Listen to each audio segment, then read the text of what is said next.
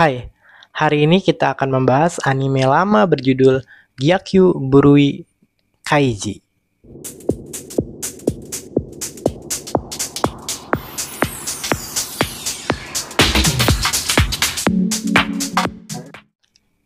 Anime ini rilis tahun 2011. Tapi meski begitu, anime ini masih layak kalian tonton di 2024. Kenapa? Karena anime ini punya banyak sekali pesan moral yang bisa kalian ambil. Anime ini menceritakan perjalanan Kaiji Ito dalam sebuah permainan judi untuk melunasi hutang-hutangnya. Kaiji Ito terpaksa ikut ke dalam permainan judi ini gara-gara mantan teman kerjanya meminjam hutang ke seorang rentenir tetapi tidak membayarnya. Dan gobloknya si Kaiji Ito ini dengan sukarela menjadi penjamin dari hutang temannya itu. Temannya cabut, dia yang suruh bayar.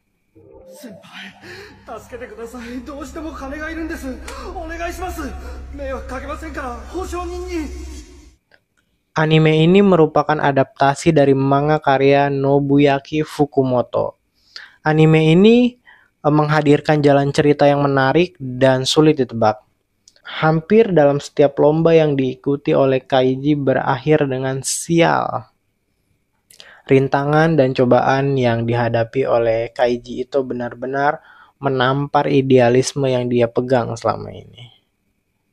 Oke, berikut gue udah rangkum beberapa hal yang bisa kita ambil dari anime ini. Yang pertama, jangan pinjamkan nama kita pada hutang orang lain. Dalam keseharian kita mungkin kita sering melihat fenomena ini, di mana ada orang yang ingin mengambil sebuah motor atau mengajukan kredit motor pada lembaga pembiayaan, leasing, katakanlah seperti itu, lalu dia tidak di ACC karena punya riwayat pembiayaan yang jelek di lembaga keuangan lain. Akhirnya dia minta kalian atau saudaranya mungkin buat ambil kredit motor itu dan dia ya nanti yang bakal bayarin. Kasusnya 11-12 sama si Kaiji Ito ini, bro. Hal yang harus kita pahami adalah hutang adalah sesuatu yang harus kita anggap serius. Kita selalu dianjurkan agar tidak berhutang kecuali jika keadaannya terdesak. Bahkan ada sebuah pepatah yang mengatakan lebih baik tidur dengan perut lapar daripada bangun dengan banyak hutang.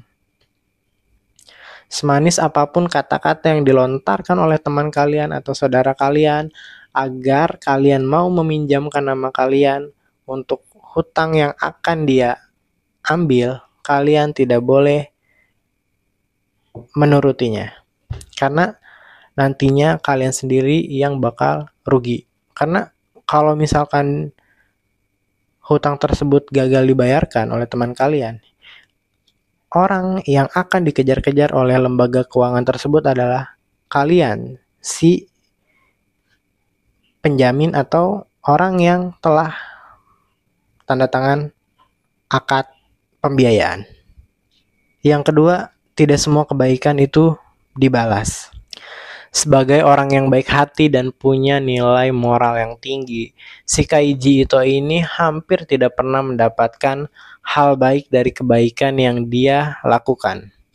Dalam anime ini, khususnya di episode-episode awal di Ars Kapal Pesiar, Kaiji Ito sering sekali mendapat pengkhianatan dari orang-orang yang dia tolong.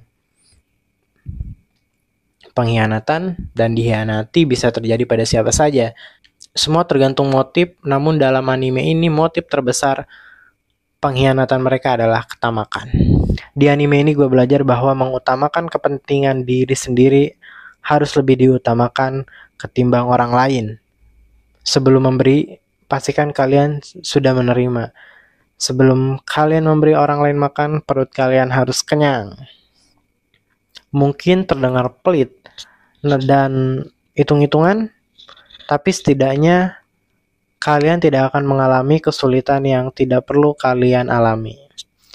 Yang ketiga, ambil saat itu cukup. Keserakahan adalah salah satu sifat buruk yang dimiliki manusia. Keserakahan adalah nilai yang sering disorot dalam cerita anime ini. Mulai dari pengkhianatan teman-teman Kaiji, gerombolan Yakuza, sampai Kaiji sendiri yang notabene adalah karakter utama di anime ini. Selalu merasa kurang dan tidak mensyukuri apa yang telah ia dapat. Menjelang akhir season 1, sebenarnya Kaiji sudah bisa pulang dengan membawa banyak uang. Namun ia malah mengikuti nafsunya ketimbang orang-orang di sekitarnya. Hasilnya, bukannya pulang mendapat harta lebih, ia malah kehilangan semua hal penting dalam hidupnya. Oke, itu dia beberapa hal penting yang bisa kita ambil dari anime berjudul Gyakyu Burui Kaiji. Kalau kalian suka video ini silakan like, jika tidak suka silakan dislike. Buat kalian yang pengen dapat info terbaru dari channel ini, silakan subscribe dan nyalakan tombol notifikasinya. Terima kasih.